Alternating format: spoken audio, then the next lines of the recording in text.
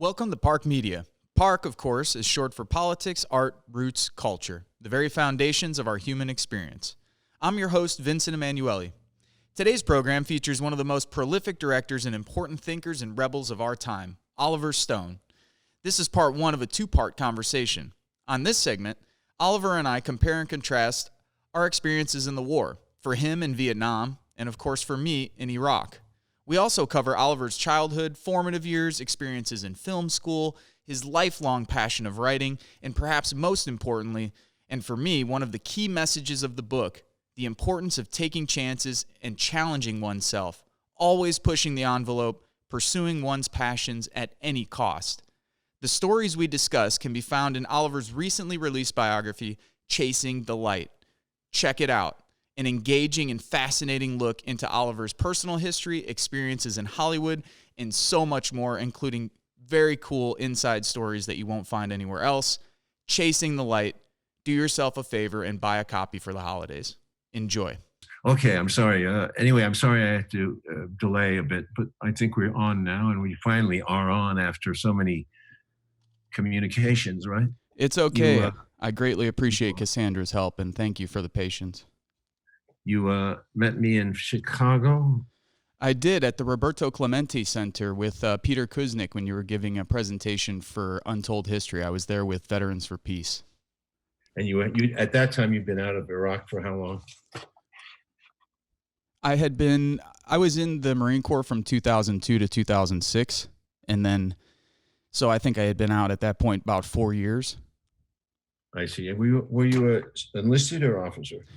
I was a grunt. I was a squad automatic machine gunner with 1st Battalion, 7th Marines out of 29 Palms, California. And which part of Iraq?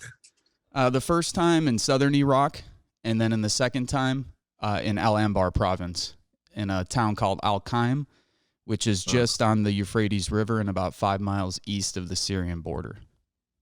I see. So I'm sorry I had my Band-Aid on. Hold on. I was wondering. In the south, Basra? Is that Basra? Actually, no. I was further south than that. Where?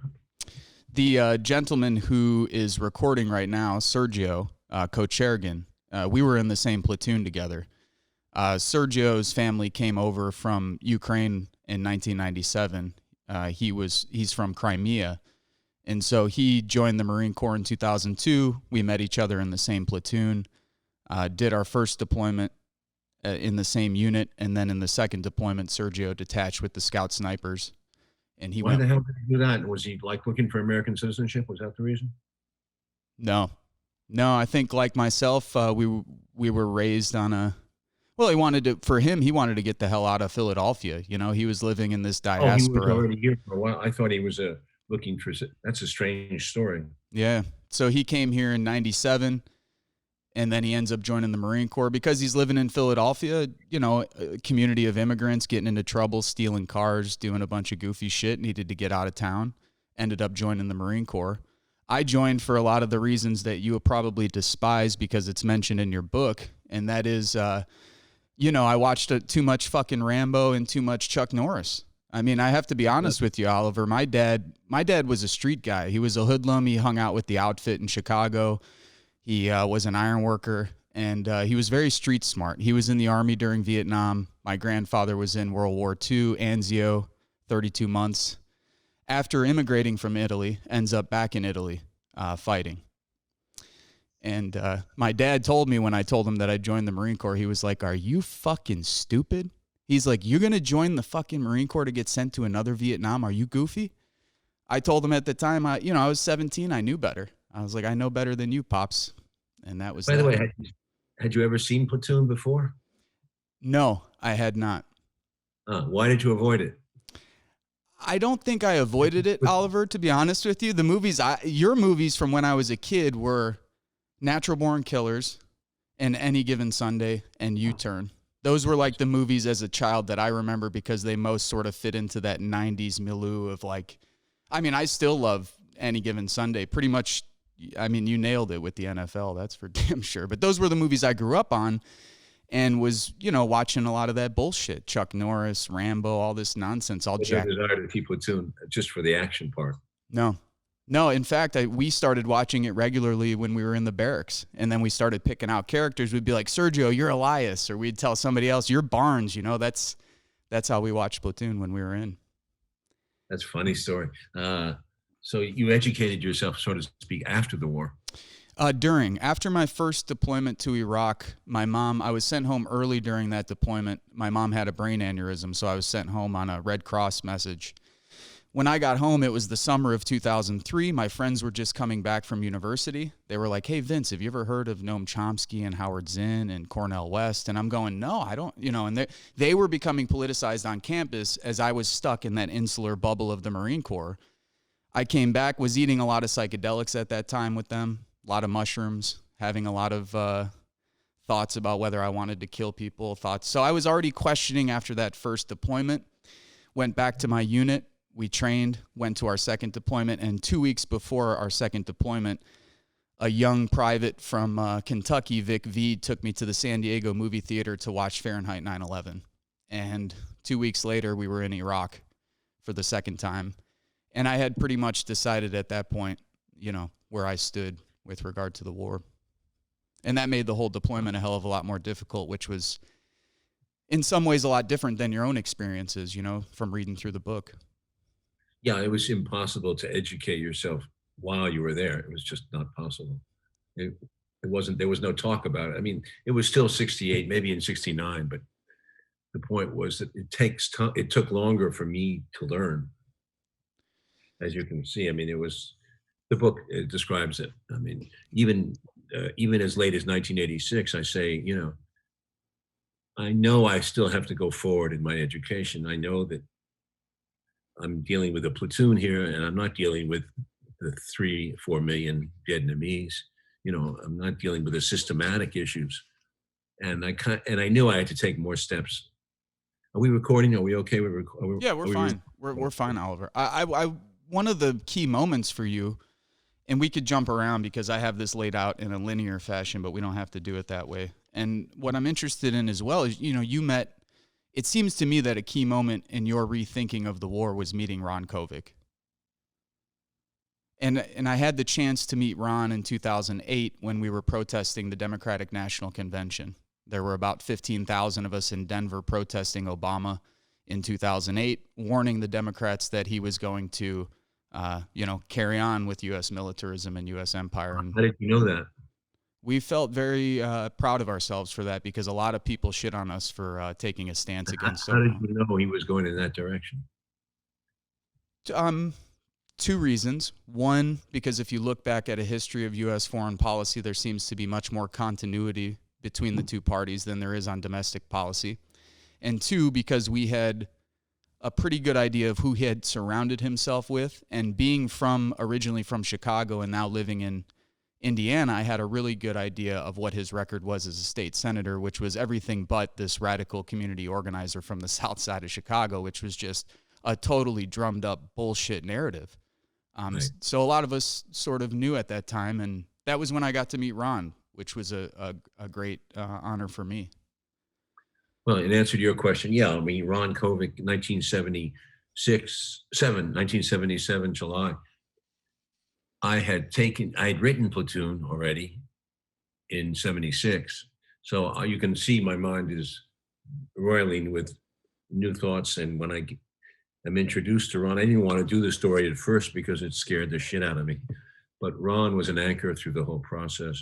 And meeting him same day as I met Richard Boyle, that's right. A coincidence. But Ron introduced me to a whole group of people that I had no contact with previously. Vietnam vets, I didn't know any. Partly because I was in New York City, and partly because I pursued, which there are not that many in New York. I mean, maybe in Queens and Staten Island, but I was a Manhattan guy. And also because mine was a different exotic profession that most of them would not be in touch with. So that, and the fact that I was a writer which spends a lot of time alone. So I didn't really know these veterans. And Kovic knew a whole network of them, and some of them were really fucked up. I mean, I went to group meetings. I went to outreach clinics and veterans hospitals.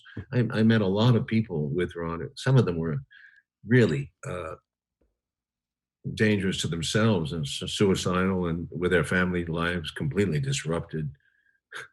There were some characters there, but I saw the desperation, and I realized that I was not by any means the only one. That I didn't ever talk about the war. I found it to be, I wasn't a complainer, you know. I did my bit. You know what the Marines ethic is like. You do your bit and you get out. You don't want to be one of those people on the breadline calling, pity me. I just hated that shit. And for that reason, I didn't have much patience with the John Kerry types. I really didn't. I thought, you went over, fucking take your bullet. And, I didn't look at it systematically. I looked at it personally. Yeah. As I think most veterans do. I mean, most of the guys, we came back, Sergio and I both testified to Congress in 2008. And when we testified to Congress, we made sure not to use any of the names of the people that we served with. Our point was to point out how systemic the killing of civilians were, that there were multiple war crimes being committed, and that this was happening from the top down.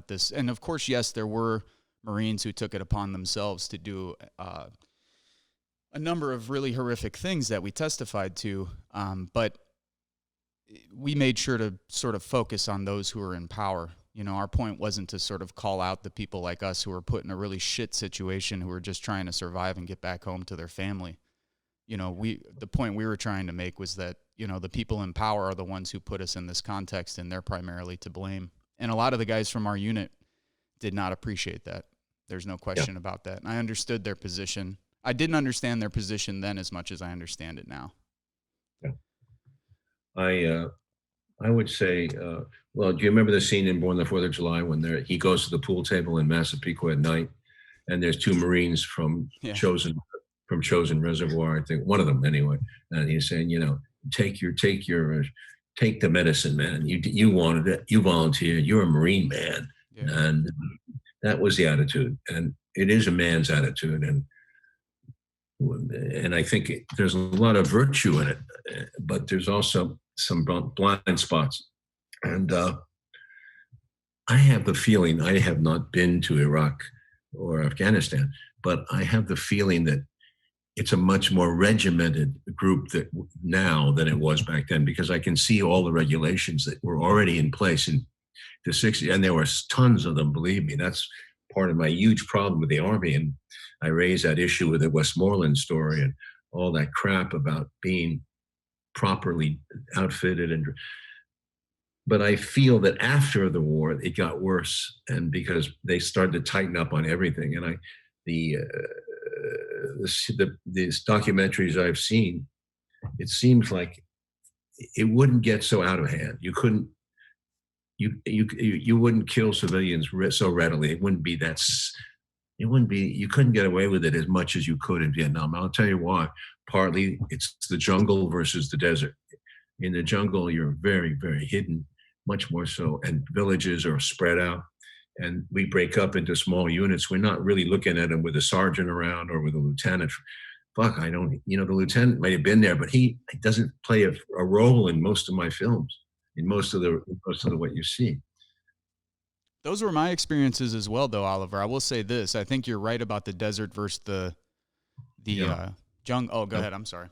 I'll make my point, though, about and Vietnam was it came up on us. I mean, what I'm saying is it surprised us. I think by the time you guys hit Iraq, I think that because they'd been there already and they planned it all, but as you know, war is nothing to do with plans, but because they mostly fall apart. And whenever I see the documentaries, it's the same old routine.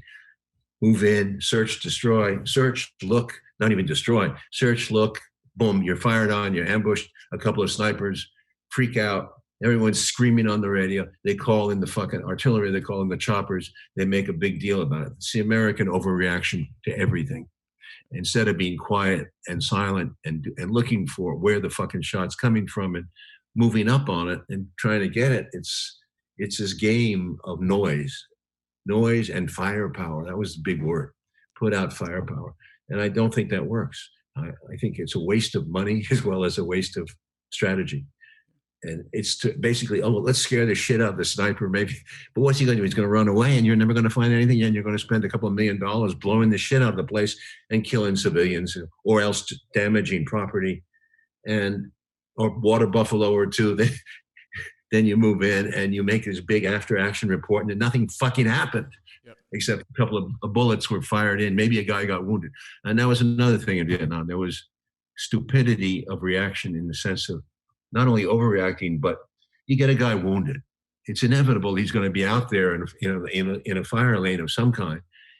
And the first thing the idiots do is because we got this John Wayne attitude, the medic runs out. They know that. The NVA, VC are not stupid. Of course they knew that. And they knew, and they would get the medic, and then they would get the next guy if they could. We fell into so many multiple ambushes like that where people got hurt for no reason because they were being fools. So that goes on, and friendly fire is a big issue for me because I don't know about Iraq because, again, the desert is a little more, but we know that after 69 there was more fraggings. That's to say intended friendly fire. Yep. But there's the other issue of unintended, which is huge. And in my estimate, I say up to 20%, maybe more. Right. And that means a fifth of the casualties in Vietnam. That's more than 10,000 people were killed by friendly fire. And that you can't joke around. They bury it. The Pentagon buries it, and they don't want to. Obviously, it's a scandal would come out with the parents and so forth and so on. And also there's these people who say, well, the parents don't want to know that he was killed by friendly fire. Fuck, man, I don't know. Maybe they do want to know. The guy that guy in Afghanistan, the football player. Pat Tillman. Yeah, his parents apparently, don't want to know. They don't want to know. That's what I was told. But right. It's part of the fundamental dishonesty of the way we fight wars.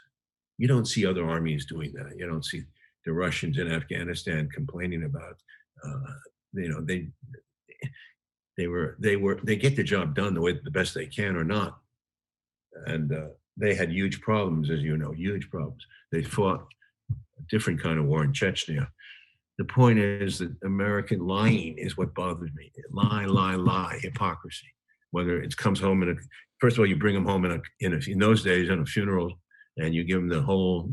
I went to when I was in training, I went to those funerals where South Carolina, where you go and fire rifles in the air. So I had to attend to a lot of those funerals. Yep. Not a lot, but a few. See, it's all a lie because the guy lying in the coffin, first of all, you can't even see him. He's probably completely mutilated. And on top of that, he was probably mutilated by his own grenades, right. Or somebody fucked up, or an artillery shell hit him. Yep. Or a bomb hit him. And we're sitting around there like calling him a great hero. It's crap.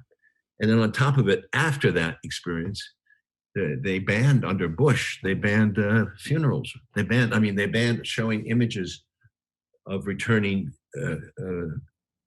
what do you call them? Caskets, yep. Right? Yep. Am I wrong? No, you're absolutely right. How much denial goes on, which raises a third question after civilians and friendly fire, which I call the biggest lie of all, telling Americans we're winning the war from the beginning, even as we're losing it. Nothing's working. More money is being thrown at it. And we keep lying about it. We're winning. Light at the end of the tunnel. It was disgusting. And it remains a fundamental mistake. And the reason we're in Afghanistan 20 fucking years with doing nothing is that. And Iraq too. It was disgusting war. Disgusting way to fight war. Totally, it points the finger right at who we are. And I think it goes through public life and political life. The line, and we see on the debates, from both sides, it's all show. When does America ever get real? I wonder as an American at my age, after listening to the bullshit for 70 years, when does this turn around? Well, we're at a point now where it has to. Between climate change and the situation with U.S. empire, the amount of wars that we're in, the economic inequality, the protests in the streets, race relations, the war on drugs. You can go on and on. It seems very clear if you read throughout history that we are an empire that is facing a very crucial moment in time. You know, what we choose to do over the next decade or so, maybe those choices have already been made. You know, maybe to some degree our fate has already been sealed. I do my best to, push things in the opposite direction, but Well, we're not in, actually, when you're what you just said, we're not in wars. We're in fake wars. We don't lose. We deny casualties. We don't want to have, because the parents are going to get pissed off and blah blah blah. So they're not wars. What they are money holes. They're money drainage pits, just to give money to collaborators like the Vietnamese who fucked it all up and stole like crazy, to the Afghan, to the Iraqis. These are not stupid people. They love us. Come here, America. Give us some more money. We find a nice place to fight. We're gonna, of course, fight the enemy. But you know what they're gonna do with it. My friend went over as an advisor. He was a Vietnam vet. He went over to one of those places like Fallujah. I forgot what it was. He said he was a cop. So the whole time he was there for a year and a half on a contract, he making big bucks. Oh yeah. With other police advisors. You know where their police department was? In a whorehouse in Fallujah. Literally. He says it was unbelievable, the graft, corruption. Just, I see that all the time, and that's America. We had contractors handing us business cards when we were leaving Iraq the second time. They said, hey, if you want to come back and make 20 times as much money as you guys just did, here's a card. Come back, you can make 250 G's tax-free. There's nothing pure about fighting a war that way. No. I mean, if you're going to fight a war, you got to pay the price. If you fight it, you got to be, hey, I am going to fight a war, and it's dangerous, and we might get killed. And the friendly fire, not as much as Vietnam, I think, for the same reasons as you mentioned. When it did happen, it was largely in urban combat settings because we did a lot of urban door-to-door, house-to-house type stuff. There was a lot of killing of innocent civilians where we were, and that's because it was the Wild West. In western Iraq and Al-Anbar province during the insurgency, we had much like yourself, I never once saw a war correspondent, not one time. Nor did I see many higher-ups, and our lieutenant went out. They were controlled in your time, too. I mean, they didn't have any of this. Go ahead, I'm sorry. I was just going to say, we also did not patrol regularly with our lieutenant. Our platoon sergeant was the guy in charge. That was it. So those parts are very similar. The lies also drove me nuts. Fuck, Oliver, the second time that we were there, I'm in the chow hall. We took over a train station that was like our major operating base, and then we'd set up retransmission sites and fobs outside of the train station. One chow hall in the train station with one TV. I'm eating chow, and Donald Rumsfeld's on the TV saying, there are no weapons of mass destruction in Iraq. I left the fucking chow hall, ran to our sea huts, and screamed to everybody. I'm like, do you see what? He's on fucking TV telling us that the reason we're here is bullshit. And people, they just, hey, Emanuele, shut the fuck up. I mean, that's what I heard. Guys were like, Emanuele, just shut up and do, who cares? And I'm sitting there going, they lied about everything. They lied about the weapons of mass destruction. They lied about the ties to Al-Qaeda. And it was as if it never happened. And while we were there, they're making the announcement, hey, there's no weapons here. And then 2 hours later, hey, guys. What year was that? I forgot. This was 2005. So he actually said that. Yeah. Yep. I never knew that he actually said that. Okay. Yeah. I know that by that time in my movie I made, the guy who went over to inspect the weapons tells Bush in the White House, remember that scene at the end of W? And he says, there are no weapons. And it's kind of that blank look around the whole table. There was some truth to that scene. I mean, they were kind of stupid about it. That movie helped me get over some anger and hatred that I needed to get over. That movie, to be honest with you, Oliver, forced me to view George W. Bush as a human being. And that was something that after many, many years I did not want to do. I know that, and a lot of people resisted that, and the picture was not popular. But how else can you explain this? We do it as human beings. We fumble, we stumble, we do all the, and we're ignorant. Yeah. Obviously, Cheney plays a bigger role, as we saw in the background. But it's the same thing going on now. I mean, Trump, you realize, cannot do anything. He would, as a businessman, he'd like to get troops out of there. He'd like to say, we're finished with those wars. He'd like to, but he can't. I mean, in Syria, he was completely boxed in. Same thing in Iraq. And now in Afghanistan, they're going to figure out a way to stay forever. Yeah. because we don't view it as a war. We view it really as a favorable alliance that we can use geographically, because there are a lot of minerals there in Afghanistan and Iraq. That's right. I wanted to ask a little bit because... Yeah, let's talk about the book a bit more. Yeah, that's what I wanted to get into. But what is also in the book about your military service, first of all, I have to say this. I've read a lot of books about from veterans coming home. There's never been a book that I've read that has described coming home as a combat vet the way that you've described it. The feelings, the sense of hyper-awareness, the sense of anger and resentment, the sense of... there's never... Both your description of combat, your description overseas, and also your writing coming home is some of the best, if not the best writing I've ever read from a veteran. Thank you. That's just me being straight up. And I wanted you to touch on this a little bit more before we get into the book, and that is that whole dynamic of learning within the Marine Corps. You know, we were with guys from the South. We were with guys... The way that you described the sort of social interactions within the Marine Corps or within the Army, they didn't change that much by the time we got there. There were still the heads, which I was part of the heads. There were still the juicers, who were a lot like a lot of Southern guys, you know. So we had barracks. There would be one room. You'd have Cody Gersh and Jeffrey Hames listening to Johnny Cash. The next room, you'd have Melvin Fields and Jacquez Glasper from the south side of Chicago and Baltimore listening to Tupac. And then in the next room, you'd have our crew listening to like the Grateful Dead and smoking weed in the bathroom. And that was like, wow, that was how it was. Really true. That's unbelievable. I haven't heard that before.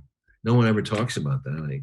Like, how was the drug scene over there? What was it for? The second time around, you could do the whole time you were in, you could do anything you wanted, because when they started drug testing people, they saw the percentage of people who popped and they said, we can't kick out. We actually had a battalion formation where our battalion commander told us if we threw out everybody who popped on the last piss test, we'd have half of a battalion right now. So they just said, fuck it, and didn't bother with it for 4 years. Really? During our second deployment, Oliver, we didn't bring anything over the first time, though people would work with Iraqi police trying to get hashish. The second time around, we brought cocaine and weed there, but we used it mostly when we were back on the train station. And it ran out within 2 months because everybody thought we were going to have enough for 8 months, and it was gone within 2 months. You couldn't bring anything back, though. So guys tried to bring explosives back. Guys tried to bring all kinds of crazy shit back. And they would pop, they would search your shit at customs like you were any other person. And they would, guys got in trouble. But yeah, there was a lot of drugs after You say the officers were saying at the battalion, anybody who popped. What do you mean by popped? If you pop positive, we would say you popped. Like if you tested positive for a piss test, it'd be like, oh, Oliver popped on the last piss test, I see. Jesus. And then they started shredding the documents. Yeah, our people at HQ, they just started shredding the drug test documents. And then, so therefore, the Pentagon knew about it and covertly. No, not the Pentagon. They stopped it at the company level. Yeah, at the battalion level, they just said this isn't going any further. So all the all the H&S departments started shredding all the drug test documents. What about grass? Was there grass there? Everywhere. Yeah, we smoked a lot. But did it come from Iraq? We brought it. Oh, we brought it in our packs. So it came from Los Angeles, California, actually. Actually, it came from East Los Angeles from our friend Arturo Gomez, who used to take us to the hood to go grab it.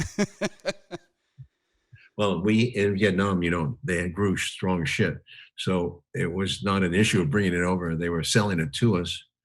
So they'd be everywhere. Sometimes the Mama Sons were outrageous. They'd be on the front. We'd be out in the bush, and they'd come to the perimeter. What? They needed money. I don't know. They walked up on the perimeter in the daytime, I think. And there were guys that make transactions in the fucking perimeter. Wow. It was pretty wild. I mean, I can't say it was always like that, and we did smoke in base camp, not in the field, as I remember. But still, it was pretty wild. And I think there was sex on the perimeter too. None of that. That's the only thing that we saw, at least in my experience. We didn't see one Iraqi woman that we could interact with. Not one. Yeah. Well, that's interesting. They keep them sacred, I guess. There's a lot of jerking off in porter pots is what that looked like. That was about Right. the only fucking thing. That was about it for 8 months. Because we didn't have They R&R. they would not do that. You're saying the women would not jerk you off. No. I'm saying there was no women to interact with, so guys just ended up, fucking jerking off day and night. That was all guys did. And your PX system there, just tell me, what was that like? Was it as corrupt as Vietnam was? The PX system?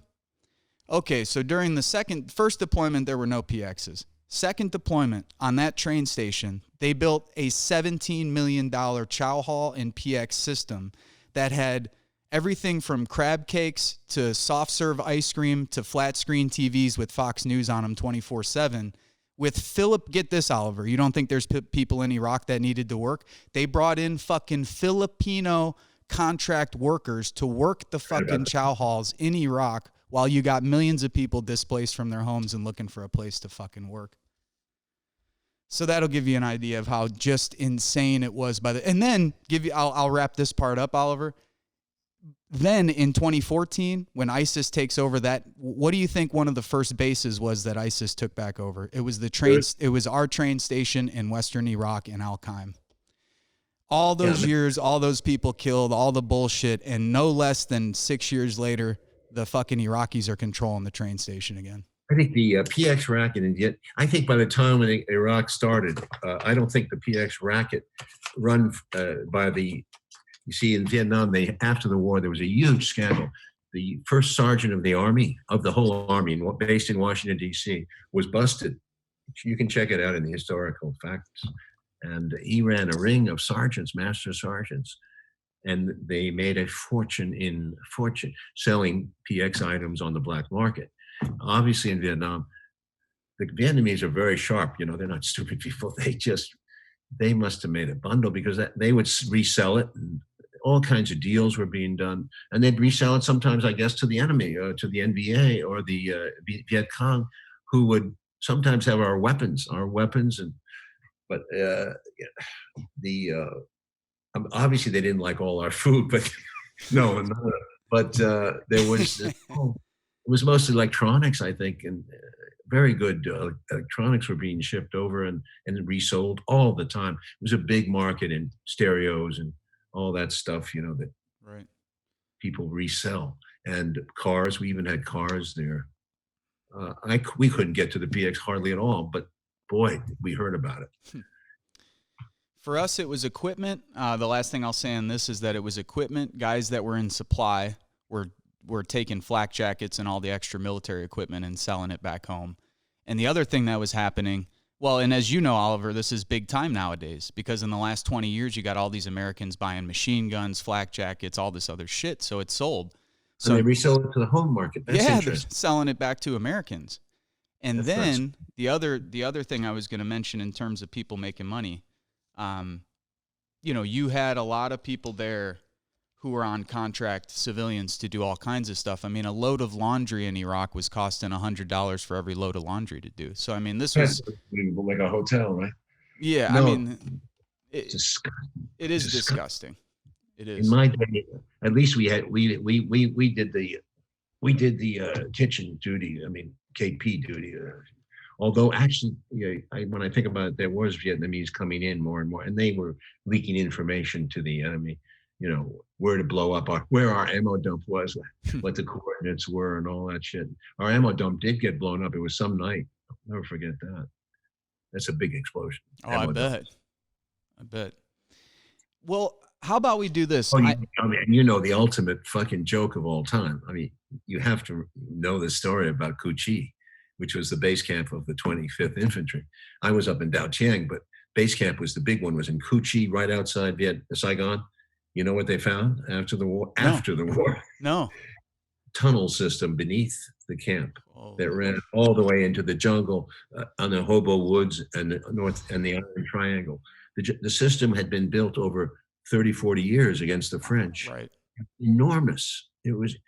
They could pop up in the middle of the camp anytime they wanted and walk around, and if they had the right fake uniform, and do anything they wanted. They used it they didn't want to blow it, so they used it very circumspectly. There's stories about it. It's called the Tunnels of Kuching. It was written about, but you realize the whole time underneath one of our major base camps, they had another base camp as big as, they had hospitals down there. They had all kinds of shit. And they knew they were safer there underneath us than they'd be in some place that can be blown up by a B-52. One of the fundamental differences to me between Vietnam and Iraq is that the Vietnamese resistance was unified, whereas in Iraq, in our area of operations, we had at least 16 to 17 different groups operating. Some of them Shia, some of them Sunni, some outside fighters, some bandits, some police officers. I mean, there was no unified resistance. Right.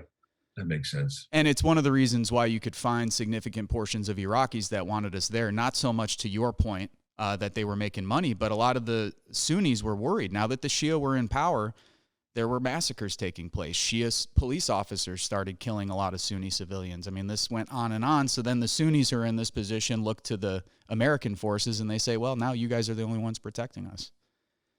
What a man. What's that? Everywhere we go, we make things worse. Isn't that true? Yeah. Yes, it is. Yes, it is. Well, I do want to switch gears because there's so much more in your book. Yeah, go ahead. I've listened to a ton of, I've listened to almost every interview I could find that you've done with the book. I read the book at least a few times. And what I'm going to try and do is touch on some things that maybe you didn't touch on in previous interviews, so I don't have you here just repeating yourself. So if you want to, we could go through some of your early life. I think you've done that in a lot of previous interviews, talking about your... whatever is of interest to your audience. I don't know. I'm particularly interested in one of the themes that seems to keep coming up throughout your book is that it's like a lot of great things happening at the same time that there's a bunch of challenges happening. And at each of those moments, you make decisions, whether to stay, to go. And this is something that dates way back. I mean, so as a kid, you go off to boarding school, you're at boarding school, your parents get divorced, you end up after that going to Yale, you get to Yale, realize you're burnt out. You're like, man, I've had enough of this shit. This whole American life, striving, cars, money, trying to make it, the whole thing. And you see on the bulletin board that there's an opportunity to go teach English in Vietnam. And so you drop out, you go teach English for a little while, travel around Laos and Cambodia and Thailand by yourself after you resign teaching for a little while. And then you end up joining the Merchant Marines. So you have this like total adventure before you join. Well, just to continue with that, you end up in the United States after the Merchant Marines. And this is where you end up discovering writing. You go down to Mexico, spend time in a hotel, sort of hole yourself up. You start writing for the first time in a real way where it just starts pouring out of you. This is a child's night's dream. You take this, bring it back to New York. You shop it around, try and find a way to get it published. It doesn't get published. Your heart's broken at that point. And this is when you decide to join Vietnam or join the military and go to Vietnam, sent to Vietnam on September 16th on your birthday, which was also 15. September 15. You lost that day. I'm sorry. And which, by the way, September 16th was the day that I joined. That's the day I found myself on the Yellow Footprints in boot camp in San Diego, was September 16th, 2002. So that's after this, though, because we talked about the military, you come home from the military and you end up going to a place that a lot of us spend time in. At least I know Sergio and I did, and that's Baja, Mexico.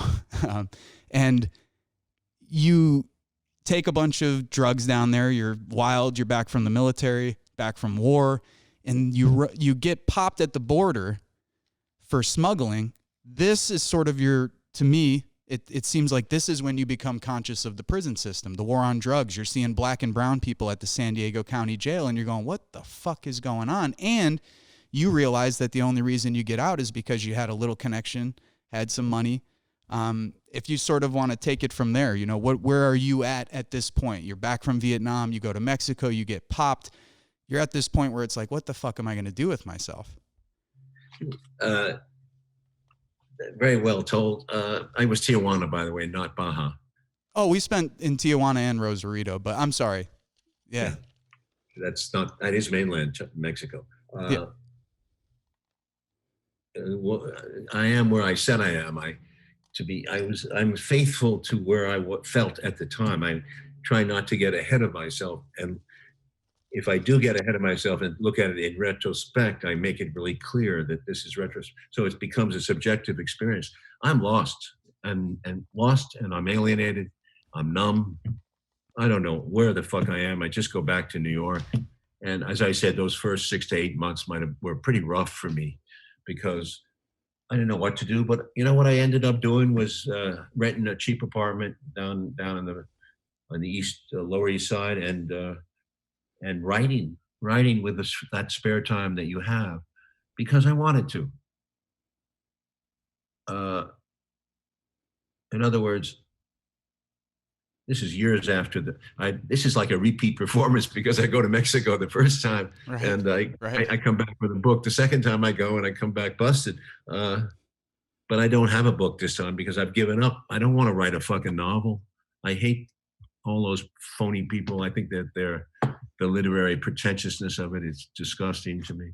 I read a lot of books, but I start to write again, but I want to do a new form. So I bought a screenplay books, and so I like movies, but I wasn't thinking about it until I wasn't thinking about it seriously until a friend told me that you could actually get a fucking college degree right, by going back, by studying film, which the GI Bill was available, and they paid pretty well in those days. The tuition was not ridiculous like it is now. So I think it covered most of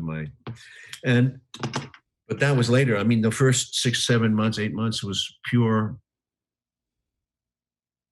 madness. I mean, it was just writing for writing's sake and trying to sell a couple things, but nothing worked.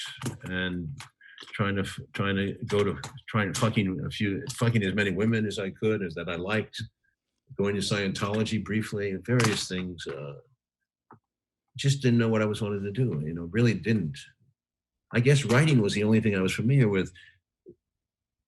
You understand? I mean, I said at one point earlier that writing gave me a sense of myself, that I felt myself. I was on paper, if not in reality. I didn't know who I was in real life, maybe, but on paper, that was me. And so that was the only identity I had. And the first story. I tried modeling too. I tried photo modeling. I tried that, and I may have tried some other things that I probably don't even remember, but I had enough money at that point to hold out. During this time, Oliver, you were writing Break, which was based off of, well, not based off of, but the name was loosely taken from The Doors' Break On Through. And Jim Morrison obviously shows up periodically throughout not only the book as a personal hero, but then of course you make a movie about the Doors. And I wanted you to touch a little bit on what he means to you. And then there's a portion in that chapter, and I think it's a really great couple lines that you have about the importance of the counterculture from the 1960s, and that today people just sort of flippantly blow it off. And I too think that that's a really sort of distasteful way to look at that period. And it meant so much to so many people that I just wondered if you wanted to maybe talk a little bit about that. I think it was a very liberating time for America. It was like a revolt against this Nixon culture, the straight culture. It was total revolt, and against the war, and against the prison system, and against the inherent racism, and above all, the militarism of our society. It was really Morrison and other people. The Unknown Soldier, he was banned. His song was banned on the radio. They were always being busted. They were always being chased. He was a bad boy among many others. But Nixon made it political, and law and order, the same thing that's going on now with Mr. Trump. Use it. Law and order. Most people get scared by long hairs and the new behavior. Most people in America, I guess America is very rural and conservative. Most people did not live in LA or New York or, bigger cities. But the rock influence was big. It was pervasive. The culture changed. Everybody contributed. Timothy Leary. I was just relatively behind the times. I was just catching up. I did my turns with LSD and freedom and liberation. But I didn't fit in. I was sort of an oddball because I was more like Travis Bickle than I was like hippie. It's just I was tripping alone. I remember one trip I took a New York subway at night, which is crazy, taking a trip on a subway. Fucking nuts, man. It just very grim. I was willing to face grimness. I was tough. I'd been toughened and coarsened by the war. So I also wrote another screenplay right after that about my mother, Dreams of Dominique, based on the Fellini movie. I'd love to go back and see who I really was. But anyway, I ended up in film school, and I ended up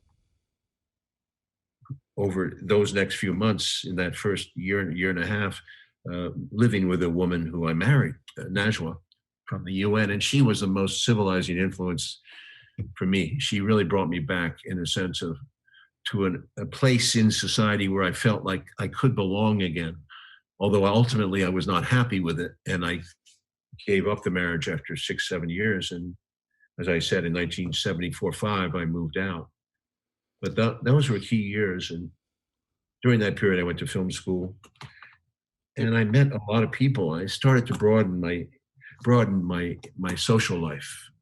Very important for me. Of course, there were fights with my father, because he'd been pro-war, although he changed before he died. And I gave him some LSD as I really wanted to change his mind. It wasn't because I was fooling around. I wanted to get to his fucking head. Right. I was very much ahead. I smoked a lot of dope. No coke, nothing like that. I just didn't know about that.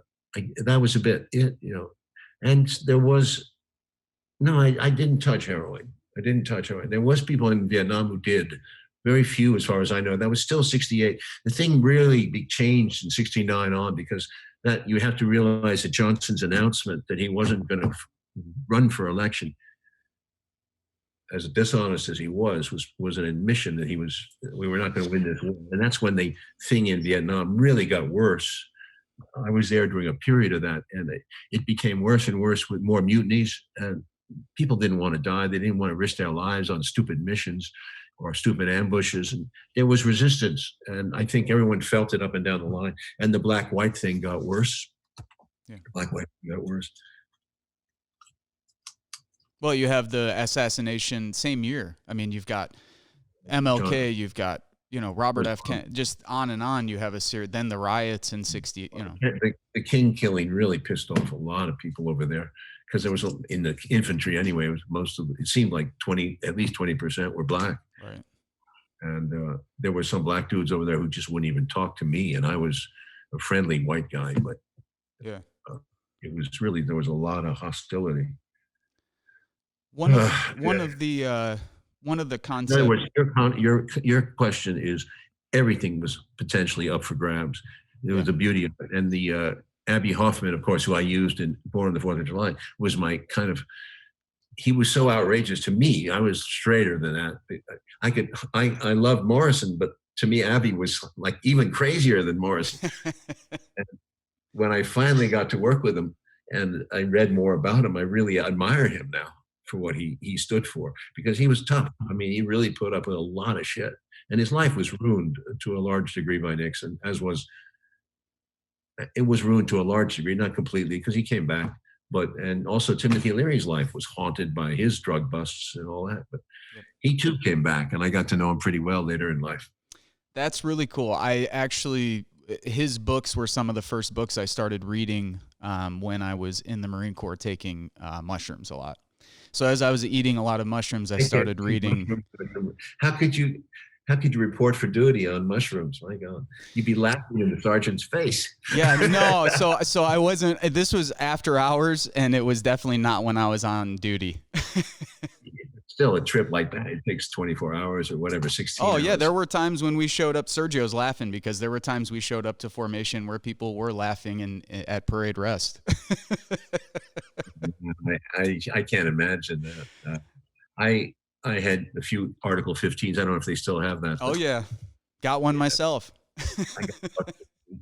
They were always busting me I had a bad attitude, in terms of, I like the black guys for that, because they always thought the man was suspect. And I think I picked up on that, but through osmosis, not because I went in like that. It's just osmosis, just a resistance. And I liked them for that because they saw through the bull. I don't ever remember any black dude being gung ho. There was a few. There was a few sergeants, but they were not really, they weren't never as fucked up as some of the white sergeants who I had, like Barnes. Yep. Remember Barnes? Yep. Same He here. That's his fake name, but, and Sergeant Elias, who was cool. I mean, there was some really, it's funny that you described the same heads and juicers, man. I thought that was funny because it was so noticeable, the country music, but it wasn't. I like Johnny Cash. It was more like I do too. It's like Merle Haggard, Okie from Skokie and all that shit. Yeah. Yeah. I wanted to mention, Oliver, one of the things to go back to the timeline a little bit, not just that 60s counterculture, but one of the things that really interests me at this time, you're finishing school, you're driving taxi, you're working on Seizure. Your first film, this seems to be also a key moment because you meet Robert Bolt. Your marriage is sort of ending with Najwa, and this concept that you bring up, it seems to be central to keep pushing you throughout your life, and that is, you mentioned being too comfortable. You mentioned this moment where you're kind of looking around, and I've had that thought. I've never been married, I don't have kids, and I feel very restless and not sure where the hell I'm going to end up at any moment, and still wanting to take a lot of adventures. And I've had those moments too where you sit back and you go, I got the nice girlfriend, she got the dog, she got the cat, we're in the house, it's a nice Saturday, we're watching movies, and after a few months of that or a few years, you go, fuck, is this it? You're like, is this really it? I mean, does it all stop here? I mean, that's the sense. I don't know. I don't want to misdescribe the way that you were feeling this at the time or the way you look back on it, but this sense of being comfortable and wanting to push yourself, to test your limits, to keep chasing that dream. I think this is so key because so many of us, I think, get comfortable and we just kind of say, hey, this is as good as it gets, right? You kind of look around and that's what happens. That's what happens to most people, the majority. I can honestly say that I had an urge in myself to be creative. It was just in my blood. It was coming from that child's night dream period, perhaps. That was a total devotion. I trashed my fucking college education for that book. You realize I left twice and went to a war. I mean, I could have been killed, I guess. I accepted that. But you understand that I was devoted to this muse, call it a muse, that this idea that this is what I can do. So it got diverted over there, in Vietnam, because there was no ability to write. There was no everything got wet. There was no paper. I ended up taking photographs, which became the basis of another way of looking at life, right? A lot of photographing. So merging the word with the visual, that because I was 360 in the jungle, you have to pay attention. You don't walk around with cerebral thinking about fucking anything else, but pay attention, right? That's what you got to do. The hard part is paying attention over 24 hours, which means less sleep and all that shit. You become attuned like a fine jungle creature. And I was there, man. I was on the edge of my consciousness. And I think that is very crucial to filmmaking because it puts you in a state of mind that's so concentrated. And I think but bringing the word to that on top of it was beautiful. That was the fun of that was growing. The idea was growing in me that there was a way to find meaning in this life by merging word and picture, eyeball and brain, or whatever you want to call it, ears and brain and eyes. All the senses were awake over there. All the senses were awake. Pursued that. And in that regard, I just want to say really quickly that going to those classes outside film school, the one with Timothy Leary, the other Timothy Leahy, Greek drama, crucial, because he taught me and woke me up. He was an eccentric teacher. He said, look at life. Behind the ordinary lies the mythic. And when I understood the concept of that consciousness of Odyssey and sleep, lethe, I understood the concept of that in my own way. I look back at the Vietnam experience and those soldiers that I knew who seemed ordinary, but they weren't ordinary. This Sergeant Barnes was completely devoted. He was a weird man, but he was admirable in so many ways. And Elias was also, they were in different platoons. But the idea, you see, that becomes then you begin chasing an idea like to merge and to dramatize it. Another thing that happens is that Robert Bolt in 1975, late 4, comes into my life on a script, a treatment I'd written called The Cover-Up about Patty Hearst. Bolt was a classic screenwriter in the sense of traditional. He put it all on paper. That was the way he worked. And he does amazing scripts. But film school was not about screenwriting at all. They had contempt for it. They were saying Godard and these are improvisational films and so forth. That was the mode back then. But thank God I went to screenwriting class because I kept it up. I kept up. So I merged two disciplines, the concept of improvisation and wildness and liberating yourself through film with the more traditional screenwriting, which is for many directors drudgery. But we now know that we need screenplays. I think over time, it's like, staying in the pocket when you're a quarterback. Yeah. So I think those are very important creative impulses that manifest in this period. So when I come to the end of the marriage, it's not like comfort's deception. That's all it is. It's not like I want the comfort. I want to be creative. I want to break through. Like Morrison said, I want to discover new things. So am I going to settle for this? And I knew that I was comfortable, but I knew I didn't love her. And I knew that all this facade was a lie too. And I wouldn't survive here. I could get by for the rest of my life. Absolutely. So that's sort of what I'm saying is there is a muse, a driving creative impulse that has to be there. You can't fake it. You cannot fake it. You have to find an intellectual idea that moves your body, your visceral side, to do something. It seems like at the same time, Oliver, it's 1976, you're getting divorced for the first time, but this other major moment happens. Not only do you move in with your friend above a YMCA in New York, back to writing and finishing Platoon, but you talk about, sort of reconnecting with this culture of artists, models, poets, musicians, hanging out, sex, drugs, a whole different kind of side to New York. But also on a more somber note, and I mention this because I've also had a similar moment when I came home.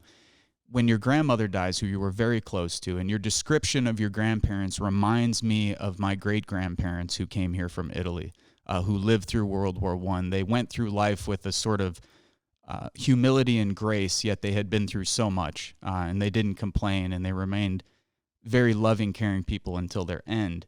And when your grandmother dies, you mentioned that this was like the first time that you really allowed yourself to cry. And I think it's important for us, not in this sort of bullshit way to talk about it, but I think it's really important for combat vets, for men in this culture particularly, to be able to cry. And I think there's still this sense, we talked about it earlier, so many of the gung-ho Marines that we served with ended up sticking a barrel in their mouth and blowing their fucking brains out because they kept that I'm a fucking tough guy bullshit until the day they couldn't take it anymore. And it seems like throughout the book, this was one of those key moments where you were able to just let out a lot of shit about life, about how you were feeling about yourself, the war, all kinds of shit comes pouring out in those 2 pages that you reflect on your grandmother's death. 1976 is a turning point in so many ways because I'm 30 years old. The country is its 200th anniversary. And I haven't arrived to where I want to be. I'm not successful. I'm broke and I'm divorced or about to divorce. Nothing has gone right. I've written 8, 9 scripts, 5 treatments, tried a lot of things. So I think when my grandmother died, it's gradual, but the realization sets in that there is a finite limit to all of us and that I have a certain amount of time to go. I'm 30 years old, and what have I done? And okay, I'm halfway through or whatever they want to call it, but I got to get moving and I got to be more serious, rededicate myself to this craft, which I think I can do, but I'm not sure. I think I can do it. Yeah, that is the year I write Platoon. That is a very important milestone for me because it was the first time I was able to write cohesively about reality, about a relatively realistic situation, because it's not all realistic, it's mythic too. But it was a cogent use of my experience in 3 different combat platoons in Vietnam. Cogent, so I merged the soldiers into one unit, and I realized as I was writing it that but we never really fought them. We lost men, and we had some battles, but what was going on was really inside us. It was this fucking unit, the army, with all this madness of people coming with different lifestyles, and the tension was within. It was within America. The tension was not between America and Vietnam. The tension was between America and America. And this extended to the home front too. It was not the war front only. And I realized this growingly, not immediately, but it grew on me. So that's why the Platoon is a Civil War movie, really. It's about red versus blue. It's about a sergeant who basically is brought up on war crime charges for killing by another sergeant, and his career is going to be ruined. So he strikes back, and he uses the cover of war, friendly fire, to off the sergeant that he's facing his downfall from. So he kills Elias. This audacious third person embodying myself just sees it or senses it's happened. He doesn't see it, he senses it. And it leads to the denouement, when the whole shithouse collapses, and the boy darkens himself, but he does get his, that's a big issue. He gets his revenge. He revenges Elias. It's an honor killing, because he knows Elias was killed by this motherfucker. And as much as he admires Barnes and is scared of him, he's going to get him. And it's going to be it's going to be frontier justice. So in other words, yeah, he's a murderer, but he did it because he wanted to. These are genuine feelings. Yep. Which is to say, these are pretty tough. This is very non-moral. This is not about morality. This is about the loss of morality in a war, which is typical. People come back, they're fucked up, they're coarsened by it. I feel. I don't know about you, but I definitely feel we all were darkened. Oh, absolutely. And if you spoke with my parents or loved ones, people who knew me prior to the Marine Corps, they would say it's much more significant than I probably realize it is. At the time, too. I mean, you don't realize it till later. No, you don't. No one's a psychologist at his own life. It's just difficult. Come back, it takes time. It's very hard to believe again. It's like a divorce of your parents, to trust, to believe. And certainly in Vietnam, they say, "Oh, Oliver Stone, why are you such a conspiracy theorist? Fuck you, Why don't you guys fucking wake up and look at the facts here, instead of pulling the New York Times, where their Warren Commission comes out, they don't even fucking read it. They announce to the world that here is the answer. Like, it was a con job from the beginning. The whole thing is crooked. The whole thing's a shithouse. It was as bad as Vietnam here." This blows my mind, because growing up as a kid, before I became politically conscious, started reading, started to understand who you were as a director. I just remember growing up and it was like, oh, Oliver Stone, that kind of crazy lefty from Hollywood. Like, this was how, as a child, as like a 16-year-old kid, growing up in pop culture America to the year 1999, 2000, that's how I understood you. When I got home from the military and when I was in the military and started reading about your own history, I said to myself, this guy's a fucking combat vet with Purple Hearts and a Bronze Star, and they talked about him like this. It hurt me on a very deep level, because I was also coming home from the war, had also, was speaking out about these experiences, and people telling me I was lying, that I was full of shit, that I was a traitor, that I didn't love the country, all these types of things. And it really it blew my mind, because I didn't know any of your history. And then through reading the book, realizing, well, first of all, I should say, thank God that Chris ends up killing Barnes in the movie, because I don't think there's any other way that you could have ended it. I mean, I think that, and as you talk about in the book, there was sort of a choice that you were thinking of making in that scene, and the way that you chose to do it was about probably as good as it could be. And it's rejected. Broke all the movie rules. It broke all the movie rules, and no one says that still. I mean, in the you read about the movie, the war movie, blah blah blah. Why don't they ever fucking tell the truth about it? Which is that it's a movie where the so-called hero or anti-hero kills in cold blood. They don't really deal with that. It's different than a war movie, you know what I'm saying? And he still comes back and he's got a heart, he's got an understanding. I don't know what, it's just, I guess with all my work, it just disappears. People don't want to deal with it sometimes. And that's okay too, because it'll be there in the future if people want to visit it. But it's been a rough travel for me for the last, the movie business has not been simple. It's been really difficult and challenging. And I still never gave up making tough movies. I never gave up. And then they said, when I did World Trade Center, which I loved, and was a very tough movie to get made because it was about reality of what happened at Ground Zero on that day, at Ground Zero. And those guys did what they did because they were there. They told me what they did, and the rescuers were there. And then they say, oh, yeah, but it doesn't have the bite that my films of criticism in it of the whole 9/11 experience, which I mean, not really, I don't know enough about it. I read all shit, but that's not what it's about. It's about Ground Zero and the men who are there. But, you know, I'm saying that you can't even make a movie like that without being judged separately. You know, meanwhile, another guy goes out and makes an airplane movie called United, whatever, 93. And he doesn't know what happened. He just fucking does a fantasy, which may be true or not, but I don't know. Yep. But it's not based on anything. And he's, they approve of that. They love that. It's just weird. There's fucking weird. Everything, the value system of this country is fucked up. Well, they want everything to be either good or bad, black or white, etc. And with your characters in your movies, nobody's either good or bad. Nothing's black or white. There is no, and also with the World Trade Center, Oliver, what I'll say, it's just like Scarface. Go sit down with a group of firemen and watch that movie, or cops, and you're going to get a way different reaction than some fucking jagoff in the New York Times who's writing an article about some movie that he could never direct himself. I mean, it drives me fucking crazy because when you describe Scarface, I think to myself, my dad growing up a hoodlum, he loved that movie. He was like, this is my guy. So was the original Scarface. But he grew up as a hoodlum. And it's that way, Natural Born Killers, Any Given Sunday. If you ask the people, just ordinary working class Americans, what do you think of this movie when it came out? They'll say, I fucking loved it. They're like, it was awesome. I watched it 10, 20 times with my friends. That's what it is. You know, Any Given Sunday became very popular. You know where? In Italy. Really? In Italy. Yeah, I don't know why, because they really love that movie. They don't play football, but they love it. I feel like Cameron Diaz's character from that movie, I feel like Ridley Scott looked at that movie and said, I need Cameron Diaz for the counselor because of the way she played in that movie.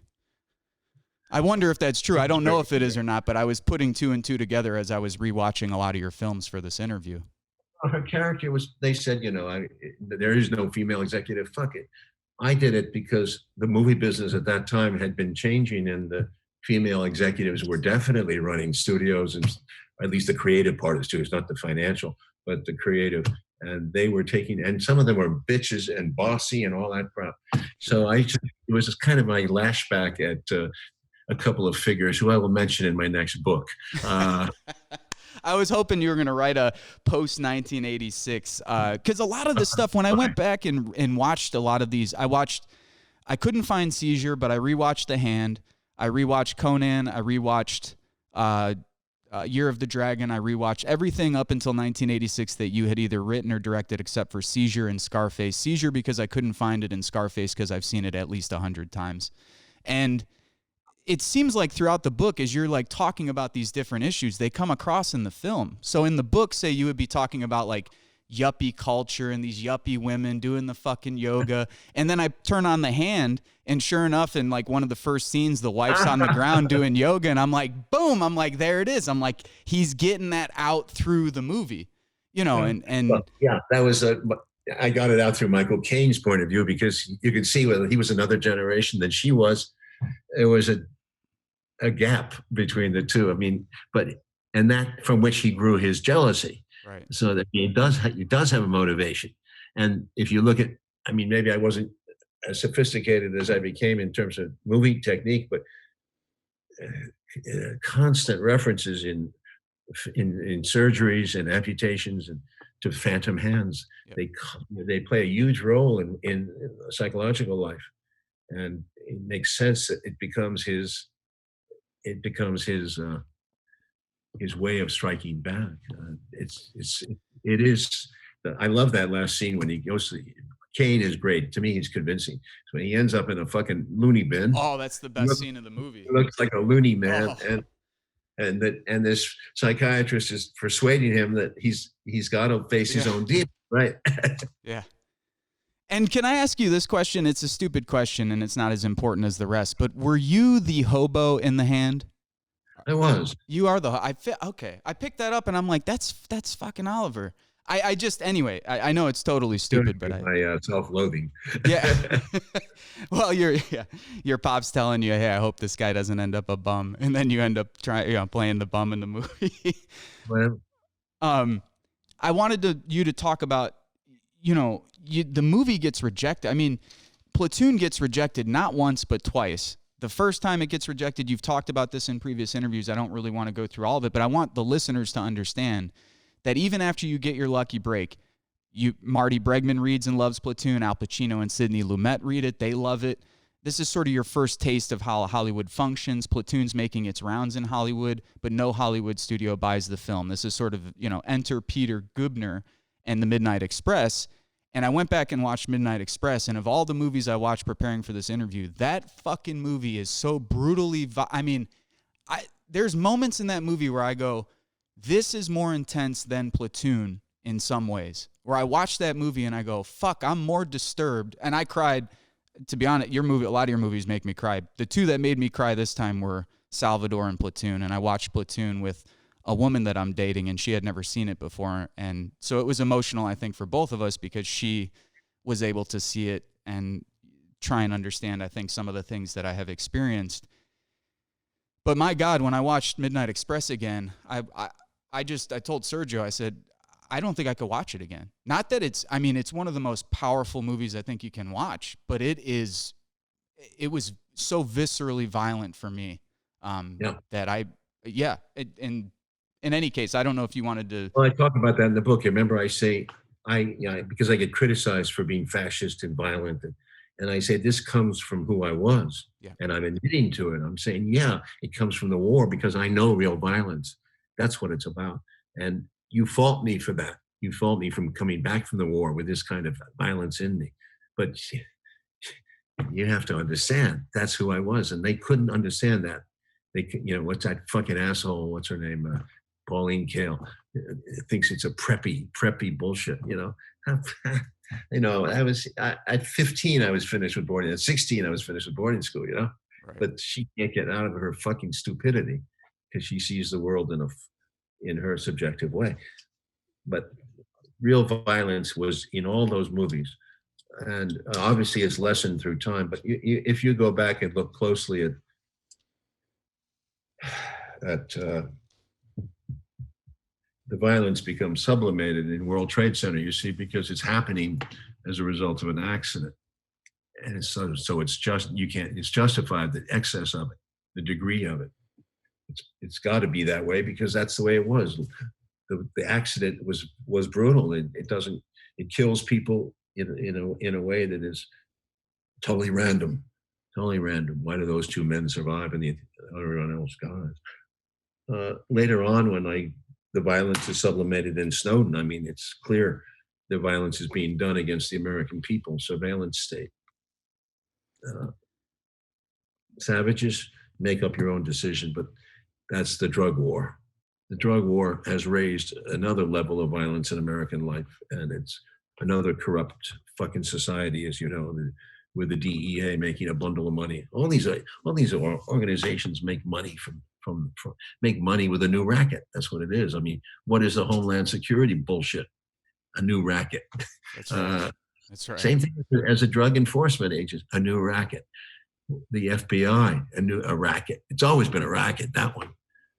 With their CIA is a complete fucking fraud, a monster mafia organization that has been created in 1947. It's made so much money we don't even know. We can't tax it. We can't stop it. Nope. I don't know if you. I looked at 10 minutes of Comey last night on fucking NBC or something. Oh Jesus! I threw up. I mean, I wanted to throw You up. can't do it. You just no. It's too much. It's too much, and it's dangerous. You got to laugh at this. We have Trump derangement syndrome in this country. We do, and the liberal response to it by ramping up tensions with Russia is probably the most dangerous thing we could do. And we just lost one of the best intellectuals on that topic, Stephen Cohen. So rest in peace to Stephen, because he's going to be sorely missed, especially in this period. I fear that. I fear that so much. Yeah, because it's exactly right. You can't keep insulting this country like we do, insulting it day after day like this without consequences.